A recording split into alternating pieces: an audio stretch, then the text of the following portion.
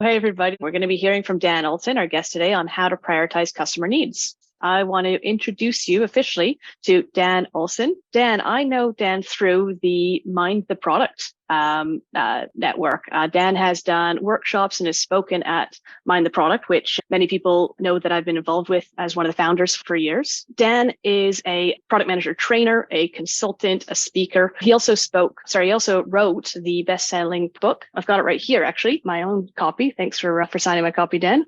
The Nice. Lean Product Playbook. And so through his talks and his interactive workshops, Dan helps companies build great products and strong product teams. His clients have included the likes of Facebook, Google, Uber, Amazon, Box, Walmart, and more.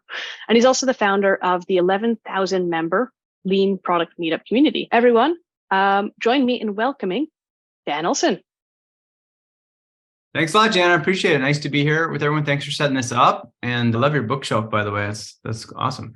And yeah, it's a pleasure to be here with everybody. I'm excited to talk about one of my favorite topics today, which is how to prioritize customer needs. For those of you who may not be, thanks for that great introduction. I'll be really quick here. If you don't know about my background, I actually started out with a technical background. Different people take different paths to product management. My parents got me a computer when I was a kid. I'm really glad that they did because I became comfortable with coding and computers. I was an electrical engineering major. And then my first job out of college was actually submarine design. Now, once I got into product management, I realized, hey, it wasn't terribly different. It was just very technical, but it was still thinking a lot about requirements and constraints and cross-functional collaboration. But after doing that for 5 years, I decided I want to get more on the business side of things. I think I should go get an MBA. And that's what brought me out here to Silicon Valley, where I live. I was fortunate to get into business school at Stanford and had a great time there. And while I was there trying to figure out what to do after graduation, this is a little while ago, I heard about this emerging, growing career called product management. And the more I learned about it, the more exciting it sounded.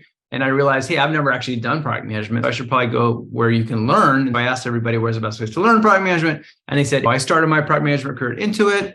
It's a US company that makes QuickBooks small accounting software that's used by, I think, like over 80% of small businesses. TurboTax personal software that's used by over 80% of individuals, and also Quicken personal finance software, which I worked on. I learned a lot about product management. A lot of what I'm going to share with you today, I learned some of those principles there. As Janna said, I'm the author of Lean Product Playbook, and I spend my time what we're doing today, talking to groups of product people, product teams, training and consulting. And I'm also the founder of the Lean Product Meetup. I'll tell you more about that later. Jen already mentioned all the companies I work with. The bottom line is I work with companies in every space, B2B, B2C, every size, from Fortune 1 all the way down to like bootstrap startup. I've seen a lot of patterns, and so I'm excited to share some advice today on how to prioritize customer needs so you can be more successful. And I know product managers are usually very busy. We rarely take time out of our day to do a webinar like this. Thanks for taking time out of your day for those of you that are here.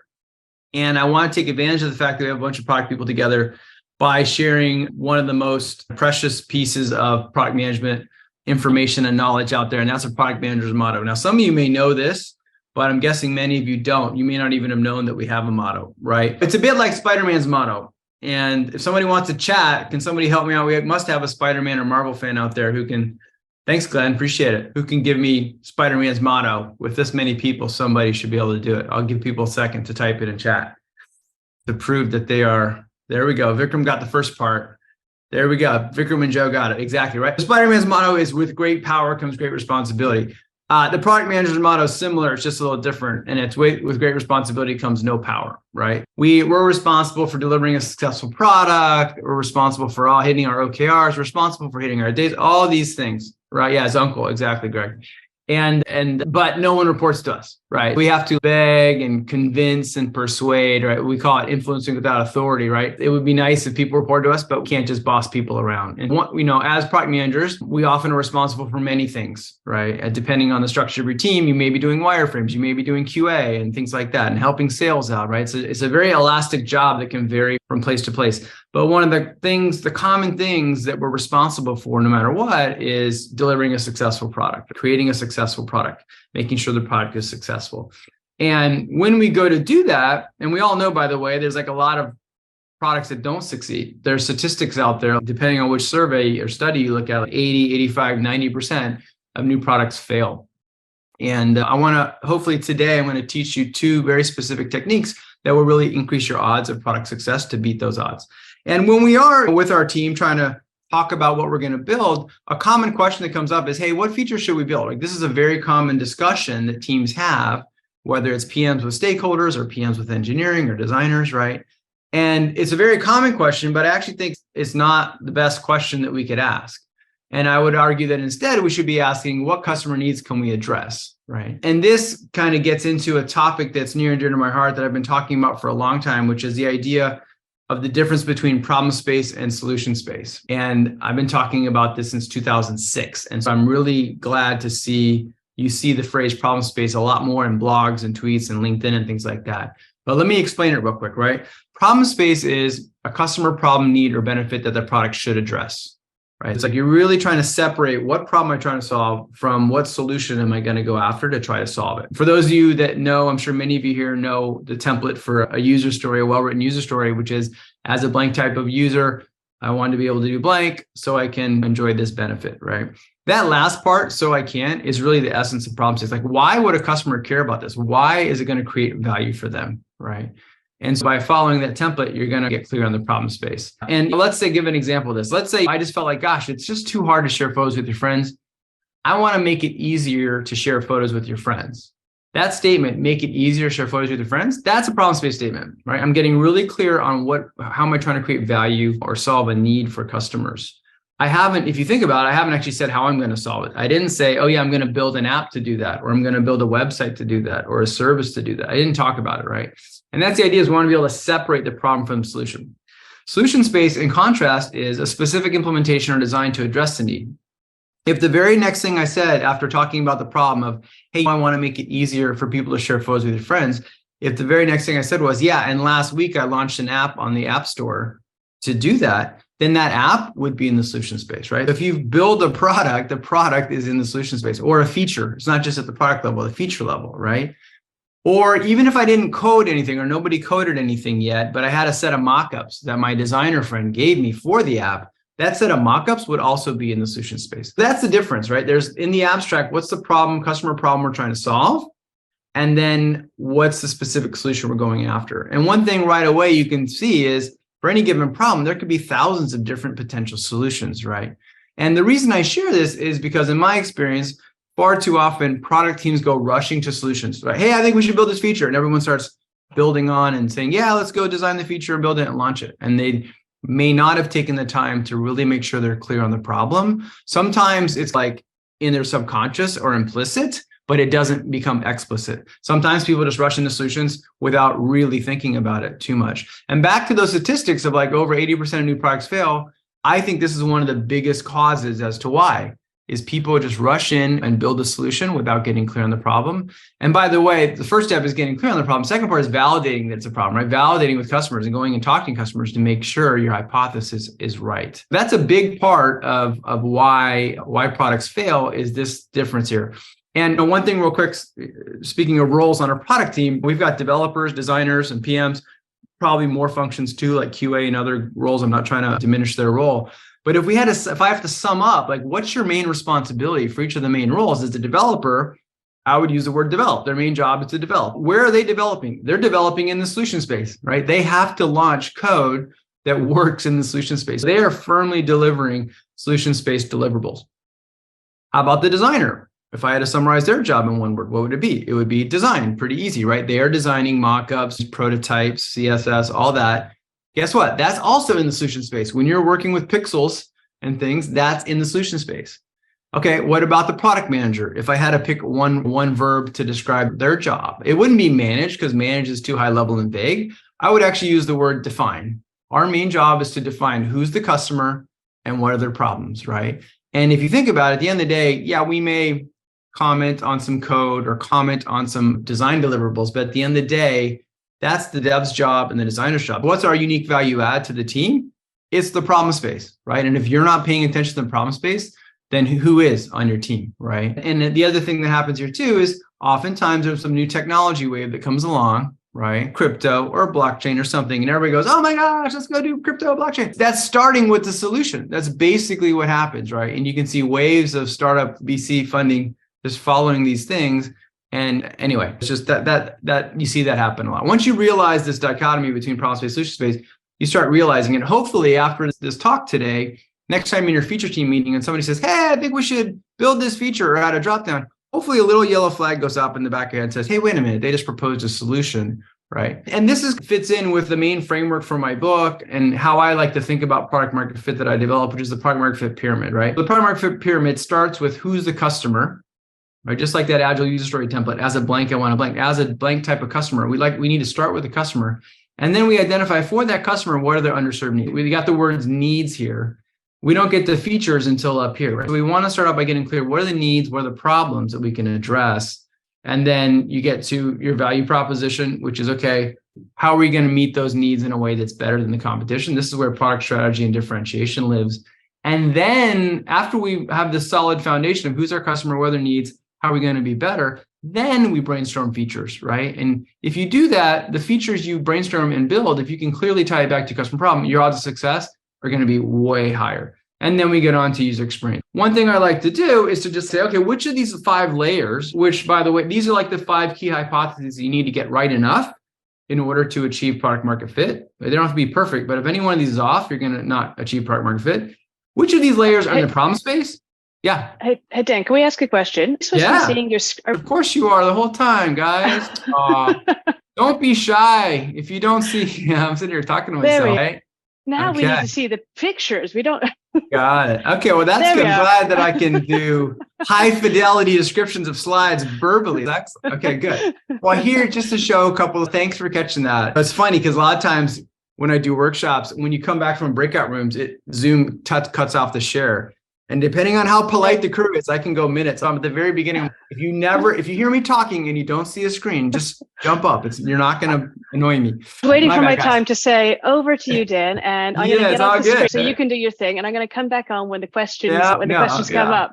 This is an interesting fireside chat. Yeah, exactly. Yeah. So I just want to show this screen with problem-based solution space, right? This is so you can see the definition and you can see the template with the part highlighted, right? Yeah, as an attendee, exactly, David. Thank you for your user story. I'm sorry I didn't solve your now I can solve your customer problem. Sorry about that, right? Yeah. And here's the pyramid with the 5 layers, okay? And then this is really where I was going, is just to highlight which of these layers, if we think about which of these layers in the problem space versus solution space, the first 3 layers are in the problem space. Like your value prop is the transition from solution to problem space. What happens when you just jump in and say, let's build this feature? You're jumping in step 4. It's kind of like ready, fire, aim. Right. And that's why the odds are so low. Let's just build this thing. And what we say in the States, you're throwing spaghetti at the wall and seeing what sticks and hoping something sticks. Right. That's the idea, basically. Right. What I want to do is, and I'm glad we have a lot of people here. I saw a lot of people here from the States, which is good because I wanted to see if we can explore problem space with a product that actually this time of year, sorry, y'all, it's mid-March. We have a month when we have to do our taxes here in the United States. Every year, each person is on the hook to prepare and file their taxes. And April 15th is the deadline. Everyone's getting a little stressed in the US about doing their taxes. And so everybody's buying TurboTax and starting to do it probably now or shortly, right? So I'm going to need some participation from the audience, especially if you've used TurboTax, right? But at a high level, we can say, what problem do they solve, right? Help me prepare my taxes.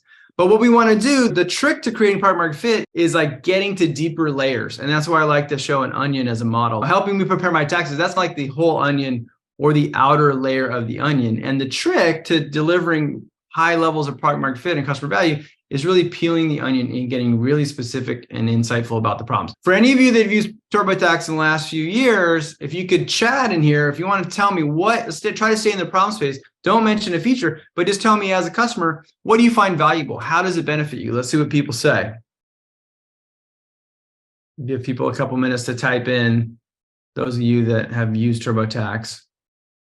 Let's see what we see here. Okay, so William says I can complete my taxes in a few hours, right? So it's quicker, right? It's funny because in the process, when you do customer research, people use different words. We're not robots. We're going to use different phrases. He said can complete taxes in a few hours. I would flip it around and say, save me time on my taxes. Cool. Fill in the blank. I think on knowing what I know about TurboTax, I'm guessing Chris meant, hey, it asks you questions. And instead of having to know what the heck to do, it just asks you questions and you just answer the questions. The next thing you're done. Claire, confidence the IRS won't be coming after me. That's great. Awesome. Holly, it's quick. See, instead of a few hours, she said it's quick. They're both saying save time, right? Saves hours of work inputting data. Nice, Bruce. Submit my taxes correctly. Roll over of data from year to year. That's a great one. That's a good example. Rolling over data year to year, that's a benefit to you, no doubt. And sometimes people say data import or something like that. And then I like to say, okay, so why is that valuable? That's when I bust out the 5 whys to try to get clear about the problem. And when I ask people, why is the fact that it saves your information from year to year valuable? They say, well, then I don't have to re-enter it again. I'm like, great. Why is that valuable? And they eventually get what? Back to the same benefit. Well, it saves me time, because if I had to type it in, it would take me more time, right? So that's great. All the tax breaks, exactly. Guidance, step-by-step, knows the rules, helps me navigate myriad tax laws. Of course, why should you know? Exactly. Great. I don't get audited, synthesizes the rules, fast way, good. Awesome. Yeah, a lot of great, thank you very much. A lot of great things there, right? What I want to show is, and that's what you want to do. For a second, let's imagine we were on the TurboTax product team, either working on version 1 or working on next year's version. What we want to do is what we are doing here in the chat real quickly, a quick and dirty version, which is what I call exploring the problem space. Given that the market problem we're trying to solve is help me prepare my taxes, what are all the different detailed layers of the onion that we could do that would help contribute to helping me prepare for my taxes, right? And here's an example.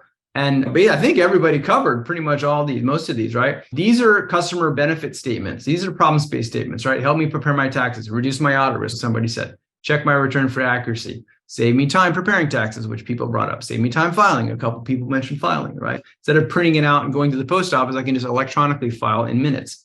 Maximize my deductions. Make sure I'm getting all the breaks that that my bill is as small and my tax due is as little as possible, and cost me less than a CPA, right? These are problem space statements. What you want to do is brainstorm like we did in the chat. That was awesome. And then you clean it up and dedupe it, because there are several people that said, hey, it's quick, it saves me time. Those are the same thing, right? And so here we have save me time preparing, save me time filing. We have 2 different save me times.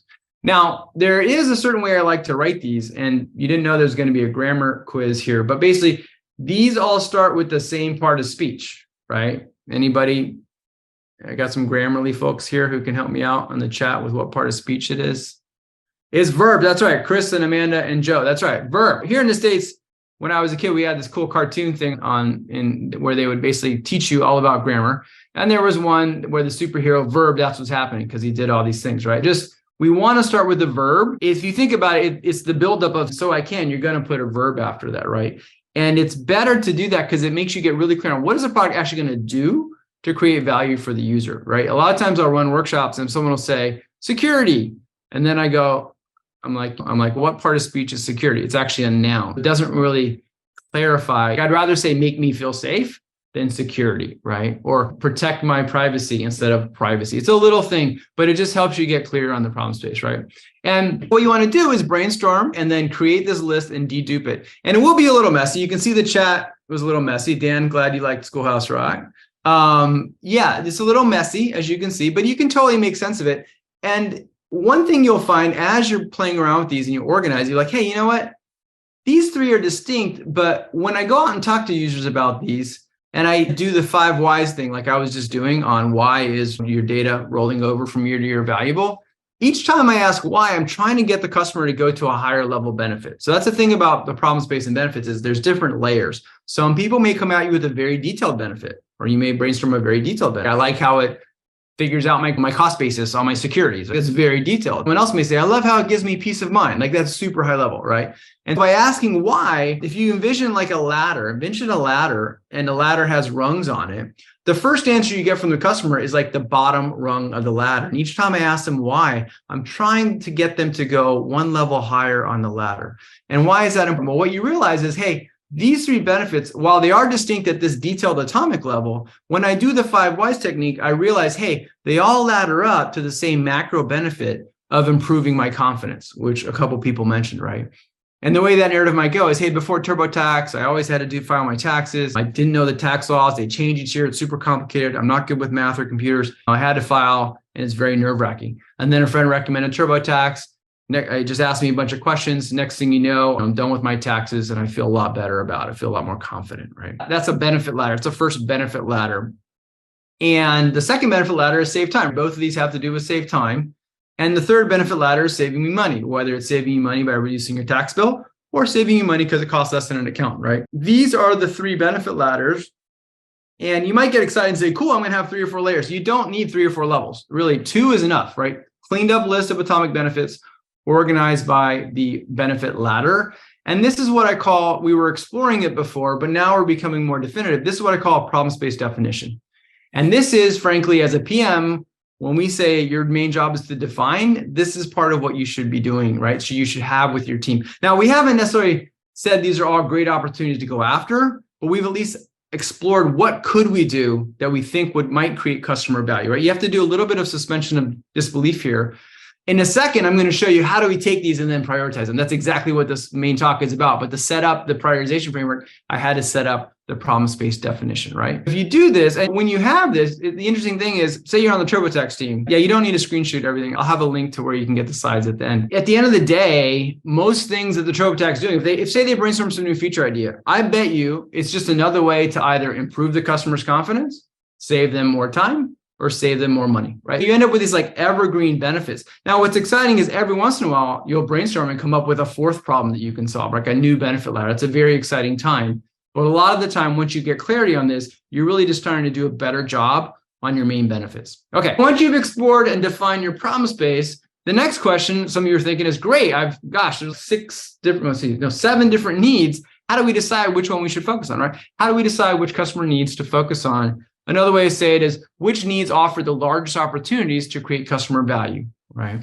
And when I was trying to answer this question early in my career, trying to prioritize a bunch of opportunities, I tried a lot of different frameworks. And the one that really worked the best and the one that I love to use and recommend is importance versus satisfaction. So I want to explain this to you, and then we'll apply it and see how we can use it. Okay, the importance is on the vertical axis. For whatever user need we're talking about, save time, save money, help me reduce my tax bill, whatever the benefit is, help me peace of mind.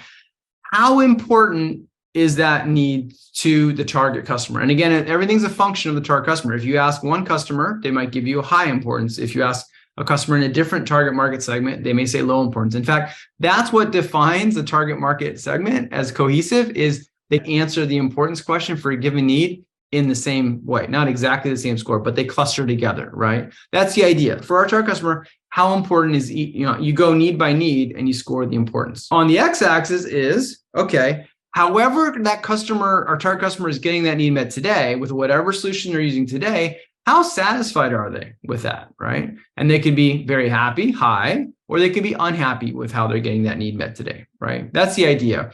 And to start out with, we'll just do low, high, low, high. And if you're thinking, this sounds good, but how do I get this data, Dan? How do I do this? It's really simple. You can have a little rating scale, right? And for example, how important is need X? How important is it to save time when you're filing your taxes, right? And I like to use a 5-point scale from not important, which is kind of like 0, all the way to extremely important, which is 100% basically, right? And obviously, if we're doing a survey of a lot of users, you can imagine doing this.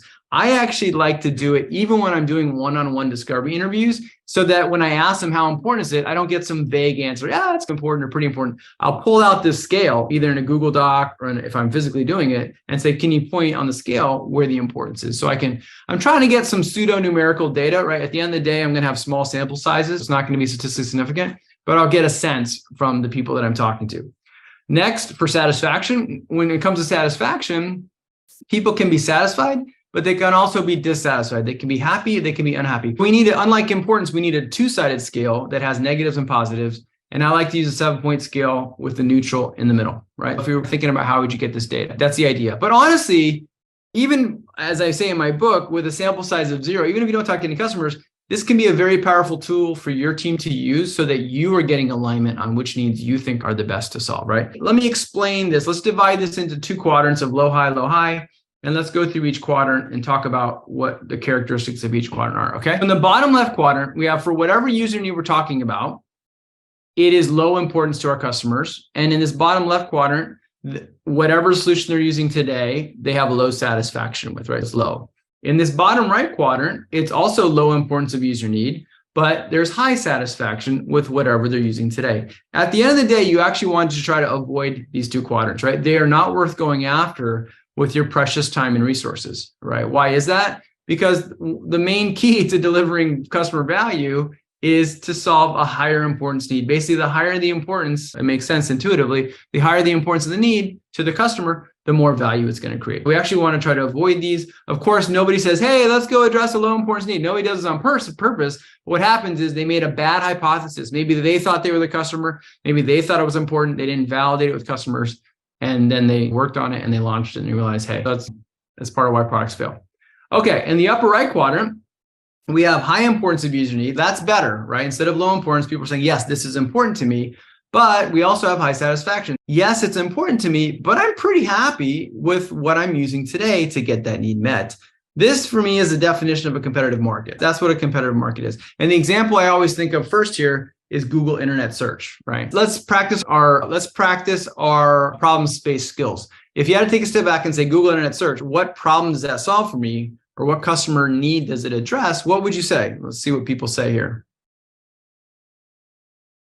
Yes, Richard, you can ask people to force rank it. And sometimes everyone will give you a 5 of importance on everything. Then you can either use a 7, make the scale bigger, or force them to rank it. Yeah.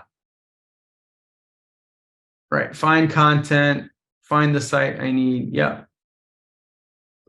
And yeah, I think if I take it all, something like, yeah, I like the predict part. That's good. All right. Answer my question. Find the information I'm looking for. Answer my question. Right. That was it. And then if I said to you, hey, let's take a step back. How important is it when you're using Google Internet Search and trying to get an answer to your question? How important is that? Right? Is it low importance or high? Let's just keep it super simple. Is it low importance or high when you're trying to get some question answered on Google? Right? Most of the time, is it low importance or high? Let's see what people say. High, yeah. For most people, it's yeah, maybe we're doing some midnight YouTube search. It's not as important, but most of the stuff we're doing is important, right? That's why it's high importance up here. And then for those people using Google Internet Search, if I ask them, hey, how satisfied are you? Would they be like, yeah, it works pretty well? Or they'd be like, oh, this thing's horrible. It doesn't really work. Most people would say it's good, right? Yeah, it's often and urgent. Exactly. Yeah, that's why it's in the upper left quadrant. Hopefully that makes sense. And I'm not saying you can't enter a competitive market. You should never enter a competitive market. But you hear every once in a while, people say you need to be 10x better than the competition. This is a quadrant where you need to be 10x better. You can't just come in with a Me Too product because people are happy with what they have. They're not going to go through the pain and effort of switching, right? If you just have a Me Too copycat product that doesn't offer any advantage, they're not going to do it. Okay, that leaves the upper left. Yeah, ChatGPT is a good example of a disruptive innovation, which we'll talk about in a sec. Thanks, Dan. Yeah. In the upper left, the last quadrant, we have high importance of user. That's good because it's high importance. And we have low satisfaction with however they're getting it met today, right? That's really important. And people are saying, I'm actually not that happy with the solution that I have. That's the quadrant where opportunities lie. That's the quadrant where they lie. And they won't be there forever because there's a lot of other companies and teams trying to find them. But if you analyze the market, you can find these opportunities, right? And back to what I was saying about over 80% of products fail. The two main reasons they fail are, one, people start with solutions and they don't get clear with the problems, right? The second thing is the idea that they're going after, the need that they're going after isn't in this upper left quadrant. Right. If you take nothing away from my talk today, a few minutes in is, hey, start with the customer problem before you go to solutions and make sure you find a problem that's in this high importance, low satisfaction quadrant. If you do those two things, your odds of product success are going to be way higher because now it's just down to execution of the features and the UX because you've actually identified something that customers are actively telling you is going to create value for them. And what I like about this framework, it's meant to be a visual framework. What I'm trying to say is, let's imagine we have a product. We survey our users and ask them to score the importance and the satisfaction. And we get the numbers back and we average the numbers. Well, we're going to have an average satisfaction score, which we can use as an X coordinate, and an average importance score, which you can use as a Y coordinate. And we can plot our product there, right? And when we do that, it's going to make a rectangle with the origin.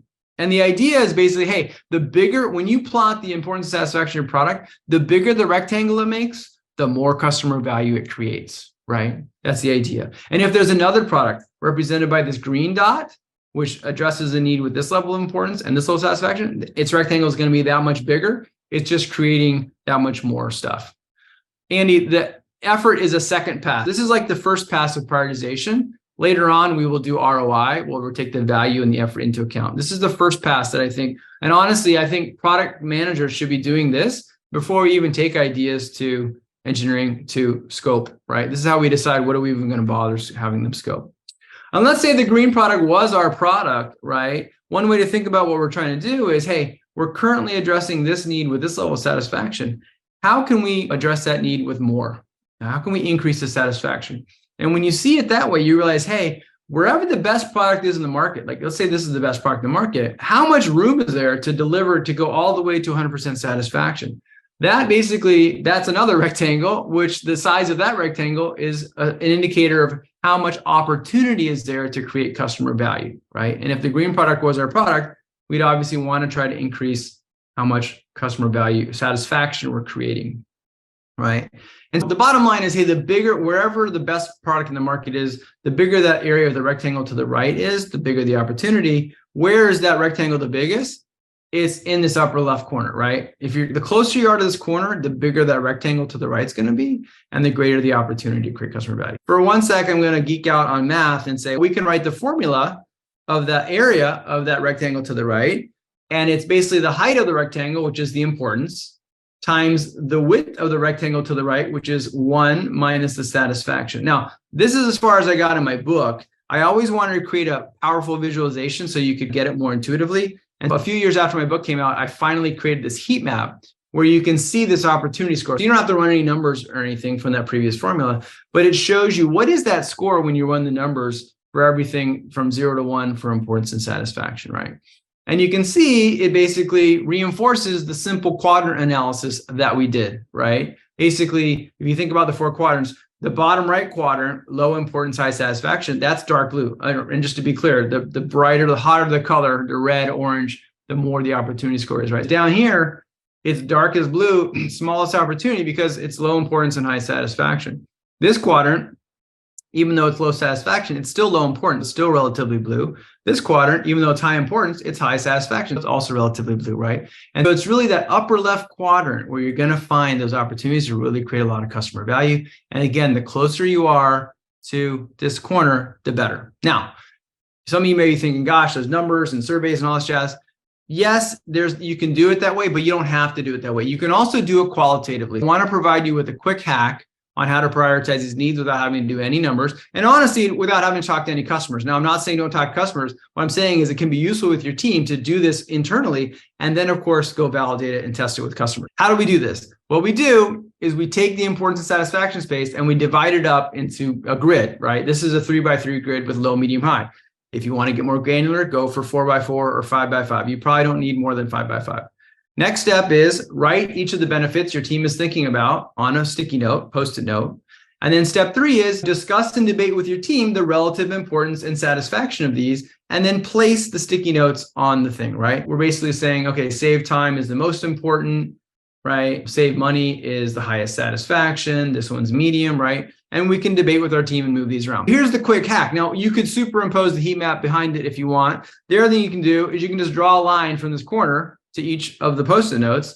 And basically, the shorter the line, the bigger the opportunity because it's closer to it, right? Without doing any numbers or anything, we can say, okay, save time is number 1, improve confidence is number 2, save money is number 3, right? This is a very quick and powerful exercise you can do with your team. I do it all the time with my workshops. And it's amazing when you see some benefits are in the upper left quadrant, everybody agrees and sees why we should be focusing on those. Other ones are in the dark blue. And then people go, yeah, I guess that's really not the best opportunity to go after. And we can get alignment on that. So you can use this trick. And I want to explain, someone mentioned ChatGPT. So ChatGPT, I would argue, is a disruptive innovation, right? Google search was sitting there. Everyone's happy with it. And all of a sudden now they're worried that, oh my gosh, is the search paradigm going to go away or be replaced, if not fully, partially by ChatGPT? So that brings up disruptive innovation. I want to show how I can explain disruptive innovation using this framework, right? Now, the first thing I have to say is far too many people and teams think or claim they're doing disruptive innovation than are actually doing disruptive innovation, right? Especially here when I live in Silicon Valley.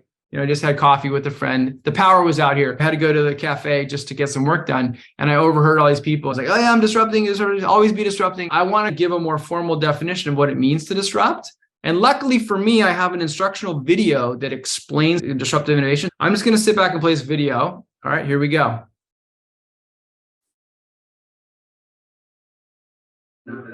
This is a talk to we use on stage, but it's very special because if you can see, the numbers all go to 11. Look, right across the board, 11, And most of the 11, amps go up to 10. Exactly. Does that mean it's louder? Is it any louder? It's one louder, isn't it?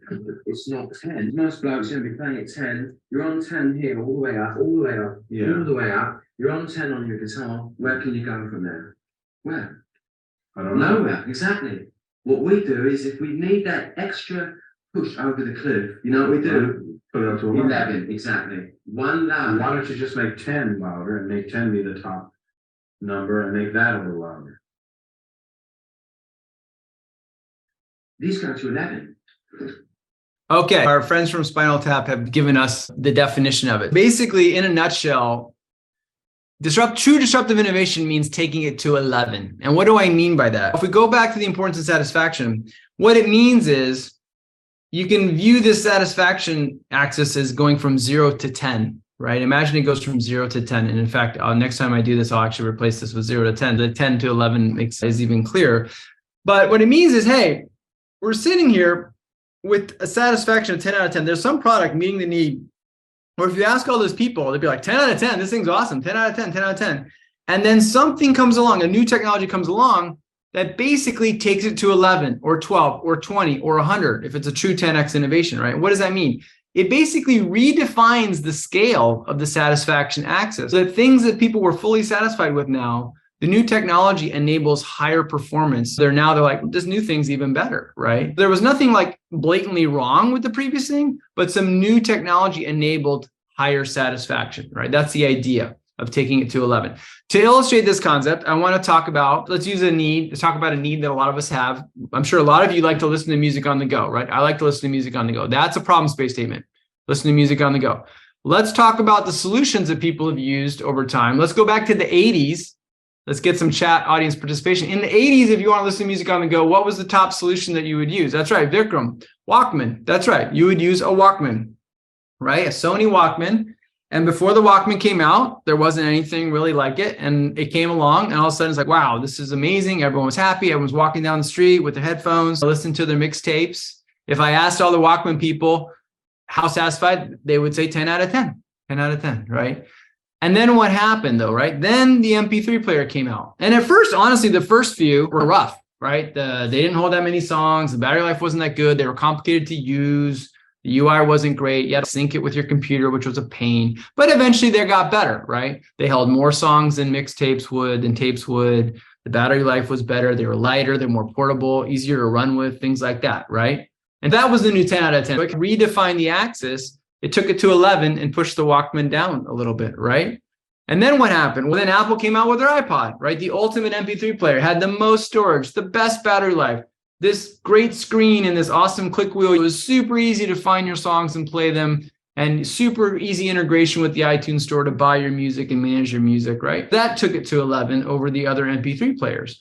And then what happened? Now we don't use those anymore. We basically just listen to it on our phone, right? What I forgot to mention too is the problems don't change that often, right? People have been wanting to listen to music on the go for a long time. And here in the span of 30 years, we've got 4 different solutions. And I'm leaving out other things. People mentioned the Discman Cruise out there. Not so great when you're running because it would skip, a little bigger and heavier. Before this, you would listen to transistor radio maybe or something, but it wasn't as good, right? But so the solution, the problem didn't change, but the solutions come and go. And then we can get creative for a second and say, hey, back in the medieval times, if you want to listen to music on the go, what was some of the solutions that people would use, right? What would you do if you could afford it in the medieval times? To see what people got in chat. What people say. It's the same problem. People have this for hundreds of years. Yeah, a troubadour or a minstrel. Exactly, right? If you could afford to have some bard follow you around and sing, awesome. That's how you solve that problem. Now, what I want to do is apply this framework to illustrate, to explain, to use it to explain why do some products succeed and some products fail, okay? And I want to talk about 2 case studies side by side. And those 2 products are Segway and Uber, okay? Hopefully people are familiar with this. Uber, obviously, it's a popular ride-sharing app, competes with Lyft. Those 2 probably have over 90% of the market share of that ride-sharing. Obviously, it varies depending on geography, but they're the main ride sharing, right? And then Segway, I'm sure many of you have heard of it or familiar with it. Basically, the founder of Segway was going to created this personal transporter that he called. And he was convinced everyone was going to have buy one of these, right? Let's start out with Segway, and we're going to build our product skills here, okay? Our problem space skills. Let's start out with the Segway. Let's forget about the technology for a sec, and let's just say, what problem did it solve for people, or was it intended to solve for people? Let's get some chat participation here. What problem was Segway intended to address for people? Exactly, Diego. Perfect. Getting around short distances, traveling short distances. And I like how you add the modifier short, because if you got to go to Paris or something, you're going to take a plane. Or if you have to go a long way, you're going to take a plane. Something about travel distances. Excellent, right? Now, and I don't want to move my legs. Okay. But you got to step on the Segway. Sorry. But so that's good. Now what we do, let's talk about the importance. How important is it for most people to travel short distances? And you can say low or high in the chat. Yeah, it's high, right? We're constantly traveling short distances to go to the store, to go wherever, right? Now, and that would mean, I would plot it like this, right? We take the benefit, travel short distances, and we say it's high important. We put it up here high, right? That's the idea. Now, before the Segway, which we all are writing Segways now, before the Segway, what was the top solution that people would use, the most common solution to travel short distances? Yes, walking. Everyone's saying walking, right? And one person actually, when I asked about the problem for the Segway, they said, I don't want to walk. Now, the one thing you want to try to avoid, it's not like getting your chocolate and your peanut butter, is you want to avoid putting a solution in your problem. When you say the problem is avoid walking, you've got some, what I call solution pollution. I didn't have time to get into it, but there's a term I call solution pollution when you're not cleanly defining the problem. We want to avoid putting it in. Anyway, walking was the top for the most part, most common, frequently used for the short distances we're talking about. How satisfied were people with walking? For the people that, most people that walked, were they low satisfaction or high satisfaction? 10 out of 10. Yeah, right. 7 out of 10. Okay. Dan doesn't like to walk. Depends on your shoes. Okay. Yeah, it's fine, right? Whether it's a 10 or a 9 or an 8, whatever, it's high satisfaction, right? This is where I plot walking. I put it here in the upper right quadrant because it's high importance to travel short distances. And for the most part, most people are fine. We have high satisfaction with walking. Obviously, there could be segments of the population that for various reasons, it's not high satisfaction, right? But for most people, I would argue it's high satisfaction. This was the market landscape when the founder of Segway came in and said, hey, I've got this cool new technology. It can auto balance, it charges electronically, and it can take you around a lot faster than walking. He was going to take it to 11, right? Walking is sitting here at 10. He said, I'm going to take it to 11 and do this, right? This is what he was trying to do. Right? He was trying to basically say, walking, everyone's so happy with walking, they don't know, and they haven't seen nothing yet. Wait till they see the Segway. They're never going to walk again. It's going to be just like the iPod with the Walkman. They're never going to use a Walkman again. They're never going to walk again. Segway's going to be so, like, if you read the press releases and the interviews, he was convinced everybody in the United States and most of the world was going to switch from walking to using a Segway, right? However, he built the product and launched it, and that's not how I got to go look up the Time magazine cover, right? If someone can share a link, that'd be cool. I don't have that. That would be awesome to see. And by the way, there was a funny thing on LinkedIn that's putting all the recent CEOs that have gotten in trouble. They were all on the cover of, I think it was Fortune or Forbes or something. And it's like, yeah, not a good thing to be on the cover. But yeah, if someone could chat the link, I'll get it later, but that's cool, right? But what happened? Like it was a bomb. It failed. It failed, right? It was in the 80% of products it failed, right? And this founder was convinced that everyone was going to use it. Most people, after they launched it, didn't consider Segway's speed benefit important. And when I talk about back to the pyramid, the foundation of the pyramid is sharp customer, one of the ways I like to describe it is kind of like a fishing analogy, right? I'm not a serious fisherman, but if I wanted to go fishing with my friends and we were fishing for trout, what I have to do, I have to stop and think about or research, what did trout like to eat? And I would get that bait and I would put it on my hook, and that's what I'd throw in the water, hoping that it would attract the trout. Why do I share that metaphor? Your product is kind of like the bait, and the target customer is kind of like the fish you're trying to catch. Sometimes you throw your bait in the water and you catch the target customer. Sometimes you throw your bait in the water and you don't, right? He thought he was going to throw the Segway bait in the water and all the various types of fish, aka customers, people that walk, were going to bite it and go nuts for it. But that's not what happened, right? It turns out that of all the broad audience, so it was a failure in a broad consumer offering, but there were two very specific customer segments that actually did use it and find the speed benefit important and switch from walking. Who were those segments? Can somebody, any ideas in the chat? Yes, mall cop and tourists. basically, right? But at the end of the day, and these are probably if you see someone on a Segway today, it's probably one of these two use cases, people using it. And the funny thing is, after we've launched our product and we've actually seen, well, gosh, we thought we were going to catch all the different fish in the sea. We only caught tourist fish and mall fish. Now what we can do is we have empirical data. Now we can flip it around and say, well, gosh, why did we only catch these two types of very specific fish? What is it about these two types of customers that makes a Segway way more appealing to them and not appealing to everybody else? What do people think?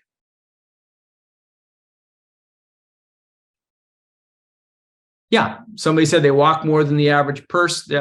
That's right. They walk a lot, right? They either walk long distances and or frequently. People are mentioning both of these, right? The mall cop, yeah, maybe the mall isn't too big, but he or she is constantly going around it all day. They're adding up a lot of kilometers or miles walking around. Tourists, when they're not a tourist, they're not walking, but when they visit a city, they want to see as much as they can. They don't want to get tired. So they can see a lot more, cover a lot more ground, a lot more distances, right? It's in other talks, when I talk about the target customer, I talk about market segmentation techniques. This is a behavioral market segmentation, right? What I could do now is my simple hack would be, gosh, if you tell me how many miles you walk per week, I'll predict whether you're in the target market for Segway or not, right? If you're less than 15 miles or like per day, or whatever, right? If you're less than this many miles, you're probably not in the target market, right? So let's switch over to Uber, right? Uber, yeah, tourists don't mind because they're never going to be in that city again, right? It's like, I don't care. Right? Uber, what need does switch gears? What customer need does Uber address? Let's build our problem space statements here. Let's see what we got. People's got for problem space. Okay. All right, cool. I'm going to speed up. I realize we're kind of a little short for time. I want to give time for questions, right? It's basically take me where I need to go. And if I ask you how important is that, and the way I like to say it is how important is it to get to your airport on time, it's usually pretty important. That's why I put it high. Now, before Uber was around, what was the top solution that people would use? It would be taxis, right? And if I asked you how satisfied you are with taxis, it would vary by city. But in a lot of cities, like outside of maybe London and New York, it would be low satisfaction because you have to call and they don't show up and a lot of other stuff, right? And we can break it down, like how satisfied were you with how polite the person was, how safe you felt, how easy it was to pay them. And then what happens? So it's basically an upper left quadrant opportunity. Unlike walking, which is upper right, taxis was upper left.